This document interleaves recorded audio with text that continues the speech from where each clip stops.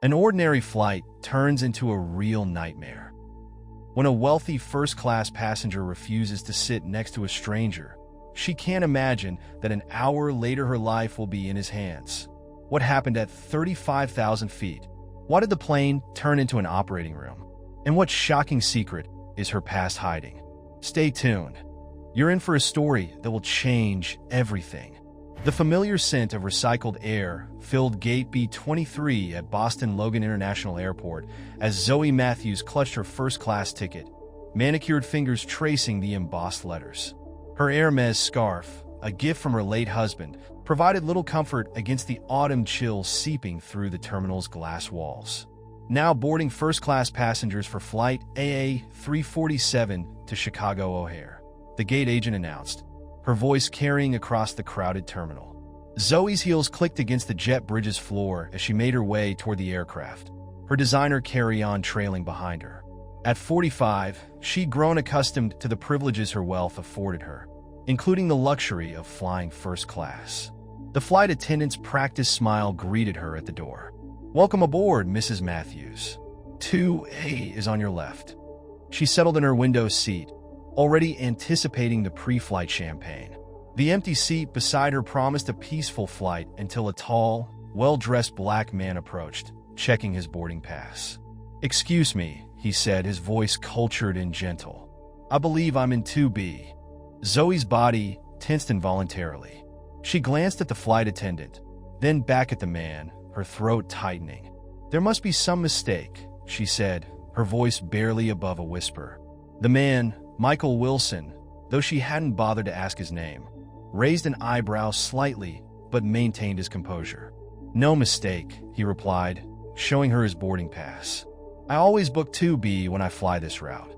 The extra legroom," he added with a small smile that didn't quite reach his eyes. Zoe's hand shot up, signaling the flight attendant.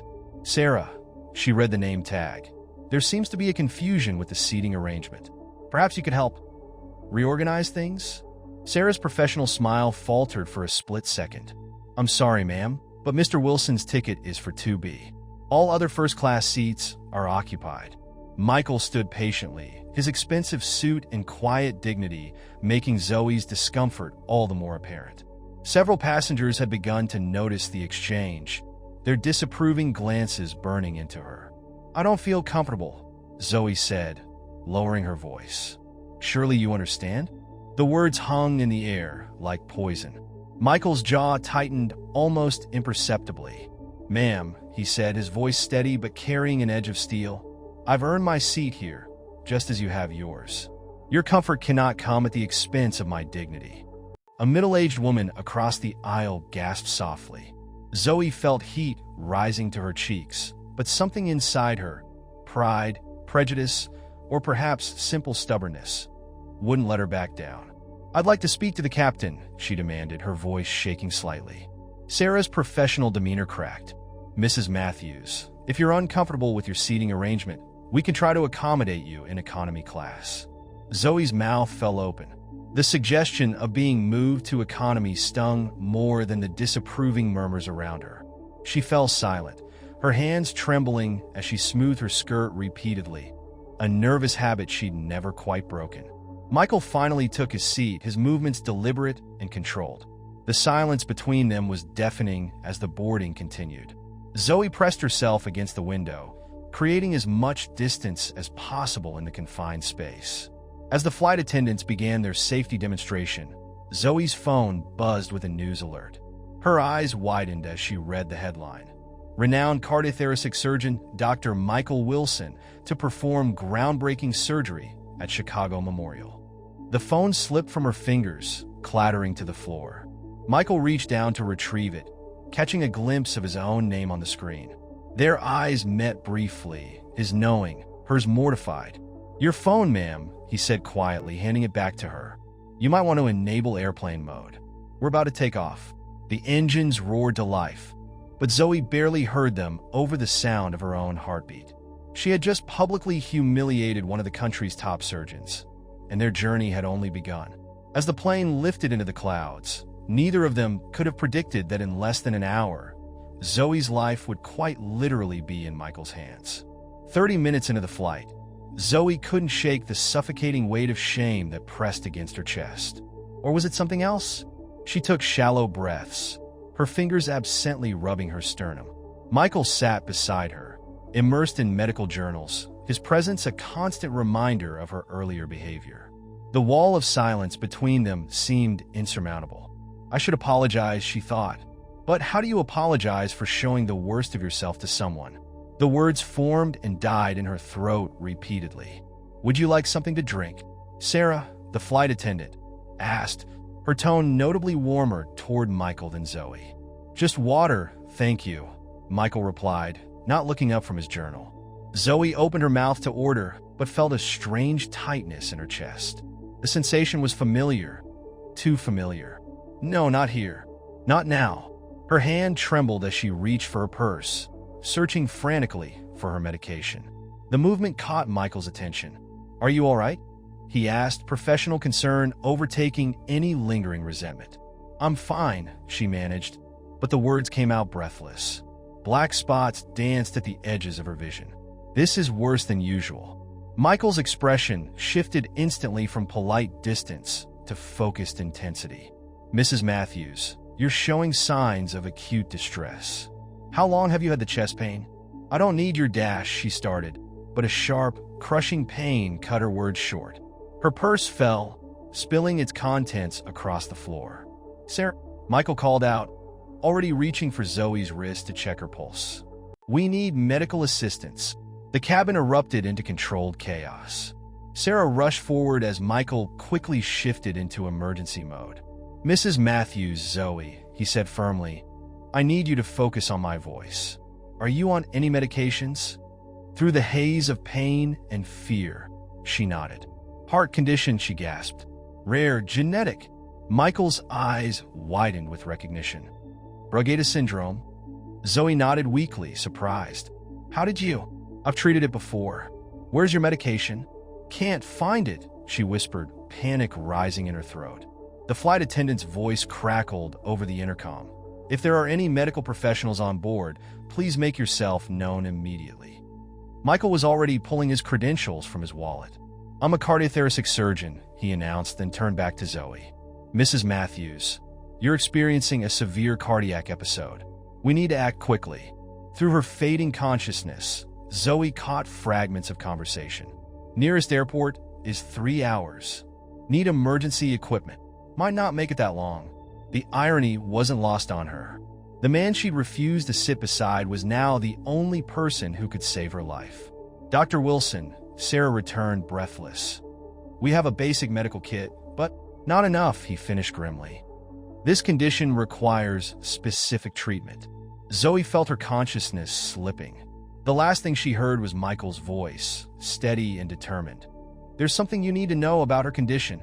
As darkness crept in, Michael leaned close to her ear. Stay with me, Zoe.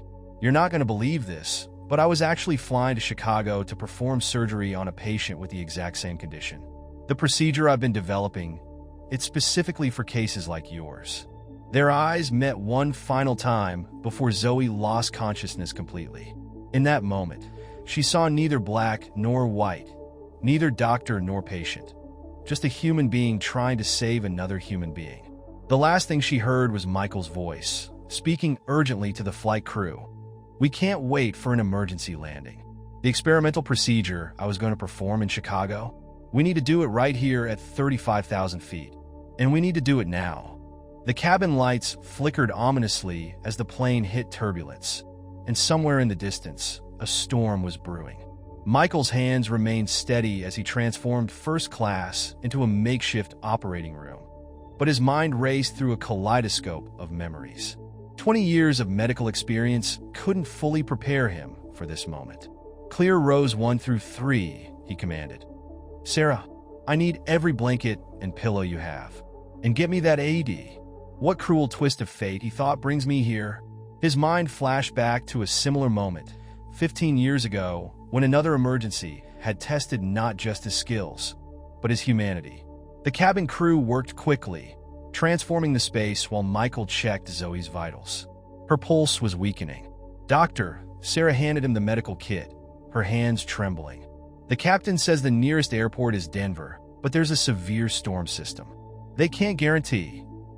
We don't have that kind of time, Michael interrupted, his voice tight. He looked down at Zoe's unconscious form. Just an hour ago, she'd recoiled from his presence.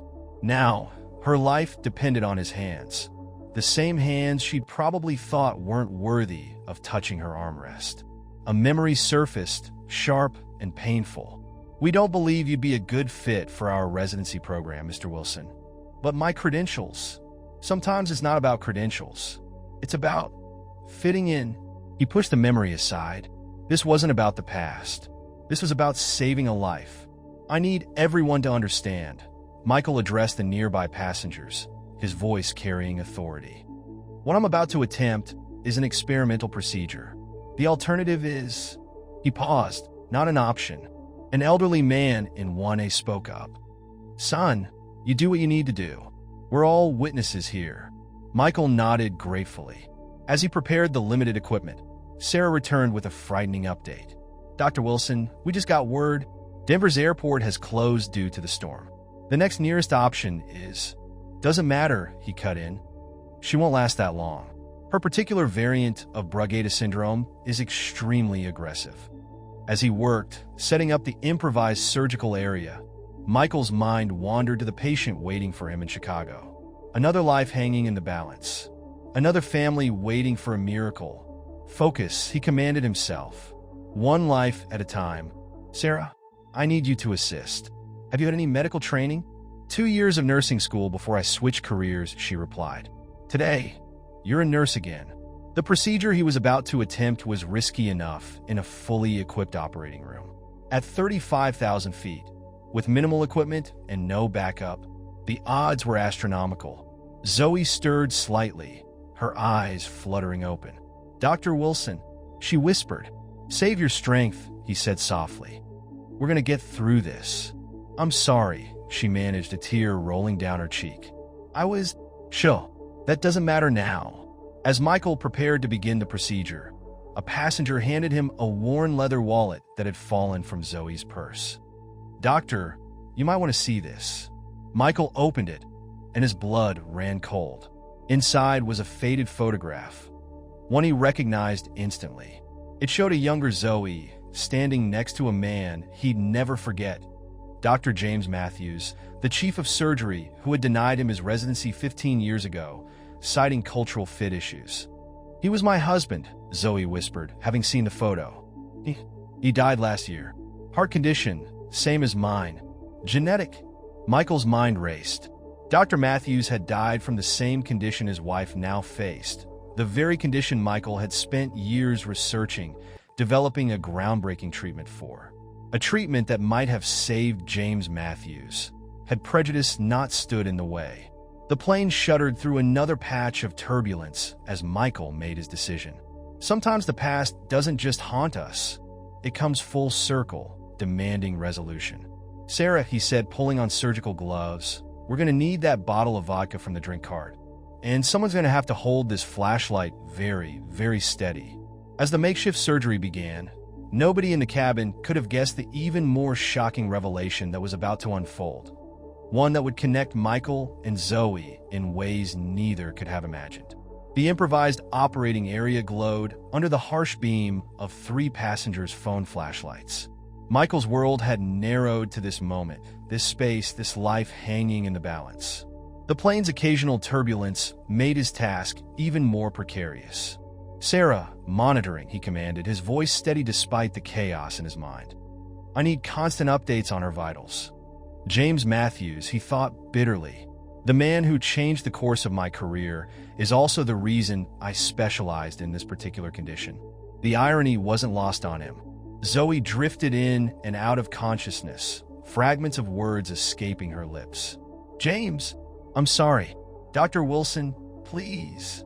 Blood pressure dropping, Sarah announced, her voice tense. Michael's hands moved with practiced precision, even as memories flooded his consciousness. Your research proposal on genetic heart conditions is fascinating, Mr. Wilson, James Matthews had said, but we're looking for someone who better represents our institution's traditional values. That rejection had fueled Michael's determination. He'd thrown himself into researching Brugada syndrome, eventually developing the very procedure he was now attempting at 35,000 feet. "Stay with me, Zoe," he murmured, more to himself than to her. "Your husband's prejudice saved your life today." A passenger holding a flashlight looked confused. "What do you mean, doctor?" Michael's hands never stopped working as he spoke. "After Dr. Matthews rejected my residency, I became obsessed with proving him wrong. I studied every case of Brugada syndrome I could find. I needed to be better, to know more, to..." His voice trailed off as he concentrated on a particularly delicate moment in the procedure. "Pulse is irregular," Sarah warned. The cabin pressure seemed to intensify. Every pair of eyes was fixed on Michael's steady hands. "What I didn't know then," he continued, his voice barely above a whisper, "was that Dr. Matthews was already showing early signs of the condition. He knew he carried the gene. That's why he was so interested in my research proposal." Zoe's eyes fluttered open. He never told me. He didn't tell anyone," Michael replied, his focus unwavering. "I discovered it while reviewing his medical records after his death. He died from the same condition. I might have helped him understand, might have helped him survive." The plane hit another pocket of turbulence. Michael's hands remained steady, but sweat beaded on his forehead. "BP stabilizing," Sarah announced, relief evident in her voice. As Michael continued the procedure, he shared the truth he'd been holding back. "The patient waiting for me in Chicago. It's your daughter, isn't it, Zoe? Emma Matthews." Zoe's eyes widened in shock. "How did you?" "The genetic marker in your file. It's identical to hers. When I saw your husband's photo, everything clicked. Emma came to me 6 months ago, hiding her identity at first. She found my research and knew I could help." Tears streamed down Zoe's face. "She didn't tell me. She was afraid I'd reject me as her doctor." Michael finished softly, "Like her father did." The cabin fell silent except for the hum of engines and the steady beep of the medical equipment. "Almost there," Michael announced. "Sarah, the solution we prepared." As he completed the final, crucial step of the procedure, Zoe grabbed his wrist with surprising strength. "Dr. Wilson."